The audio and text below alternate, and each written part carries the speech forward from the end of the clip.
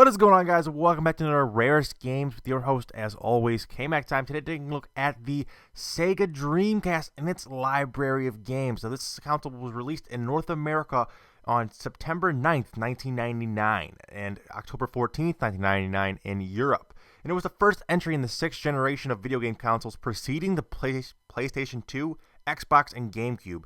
Now, this was Sega's last home console, and it was to date, and it was eventually discontinued as they did not sell very well. They stopped releasing games and took all of their merchandise off shelves early in 2001, making it very, very hard to get your hands on certain games as they did not sell very well. There was not that many produced. So this is a list of the top 10 rarest, most expensive games for the Dreamcast. We're going to start out at number 10 with Mars Matrix, which was a vertical scrolling shooter published by Capcom, ported from the arcade. It takes place in a futuristic outer space theme. Very, very good game. This game was, like I said, released in 2001. It's a shoot 'em up game, and there's a very, very loyal fan base to this game. People say this was one of the best eras for this genre of shoot 'em up on the Dreamcast. Unfortunately, did not sell it very well. A used copy of this complete will run you around $45–50.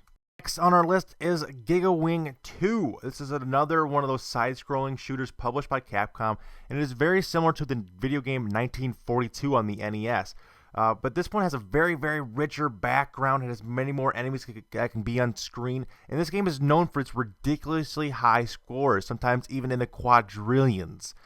This game, again, was a port from the arcade, and it came out 3 months after the announcement that the Dreamcast was going to be discontinued in 2001. So again, this game was suffered in sales because of that, and it did not sell very well. A used copy of this will run you anywhere from $45 to $75, depending on the condition. At number 8, we have a game called Tech Romancer. Now, this game is another Capcom game and another port from the arcade. Now, because the Dreamcast software and hardware was so similar to arcades, porting the games from arcades machines was a relatively cheap process, and during the lifespan, Sega did a lot of this, basically because it was so cheap to develop games to port them over. Again, this game came out late and did not sell very well. A used copy will run you anywhere from $55 to $75. Coming in at number 7 on our list is Marvel vs. Capcom 2, which is a fighting game where Marvel characters take on Capcom mascots. The game includes characters like Hulk, Mega Man, Spider-Man, and Ryu, and this game was very, very great for its time. It was very, very out there, and this game actually was a lot more expensive back in 2009. The game's price dropped significantly after the game was released on PSN and Xbox Live as an arcade game recently, so the prices have dropped a little bit, but the game's used and complete will still run you around $40. Up next is Skies of Arcadia, which is a role-playing game for the Dreamcast where you play as an airship pirate. All the travel in the game occurs on these airships, and each segment in a different way have a different dungeon and network of paths you have to find the correct one to make an exit.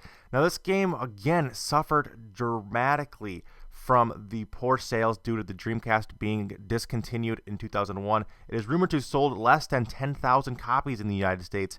However, the game was ported to GameCube in 2002, keeping the prices kind of lower, but this game will still run you a cool $45 used.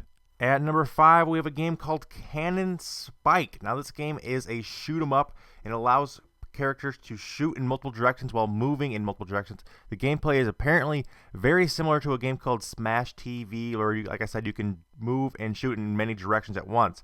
This game is a Capcom game, and like so, featured many Capcom characters like Street Fighter, Mega Man, and Ghosts and Goblins. However, this game was not a very big hit with the box office, did not sell very well. It was released in 2000, but it was a kind of a niche kind of a game, and niche games on a dying console is not a very good recipe for success. This game did not sell very well. A used copy of this game will run you around $50 complete in box. Next on our list at number 4 is Fatal Fury Mark of the Wolves, which is a fighting game developed by SNK, and they're very known for their games of the series, very well known. Now, this was originally a game for the Neo Geo, but was ported to the Dreamcast in late 2001, almost a half a year after Sega announced that they were going to stop supporting the Dreamcast. This, of course, led to it selling very poorly, but however, the game is actually really well done and really well praised by fans. One of the best fighting games of the genre of the time period. So a used copy of this will still run you around $45, $65, depending on the condition. Next up, we have a game called Power Stone 2, which is a Capcom developed game, which is a fighter, which allowed 2 people to fight simultaneously and up to 4 players online. Now, this game was very popular with people because you could use tables, chairs, and other items in your battles and kind of get this blood gore thing going on. Very popular, but again, did not sell very well because of the dying nature of the Dreamcast. However, it was ported to the PSP in 2006 as part of the Power Stone collection. That did drop the price just a little bit, but a used copy of this game will still run you a cool $70. At our runner-up spot, we have Street Fighter 3 Third Strike. Now, this is a 2D fighting game which was developed by Capcom and is a very long-running series, kind of a popular series. However, even due to the popularity of the series, it still did not sell very well because of the Dreamcast being on its last legs. The game, however, was re-released on Xbox Live and PSN, but unlike other games that have done this, it did not affect the price of it too much. A used copy of this game will still run you anywhere from $45 to $65. And finally, our top spot on the list is a game called Project Justice, which is a 3D fighting game, and which is a sequel to a game called Rival Schools, which is a very rare game on the PlayStation 1. It is a team-based fighter with 3 characters in your squad and the ability to use a 3-person attack. This game was released by Capcom 3 months after Sega announced it would exit the console business. Sales because of this were weak, and although the game did not sell very well, it is highly praised as one of the best games for the Dreamcast. Due to this low sales, but yet high quality of the game, it demands a very high premium to this day. This game complete will run you about $100 to $150 depending on condition, and is a very, very sought after game. So if you ever get a chance to get your hands on a copy of this, do so as a collector. Very cool game. Now that is all we have time for, guys. Thank you guys so much for watching. Let me know what you guys think about this in the comment section, what your favorite Dreamcast game was. Personally, mine was Sonic because that game's awesome.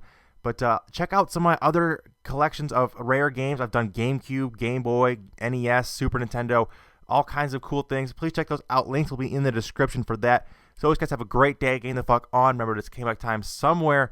And take it easy, guys. Peace out.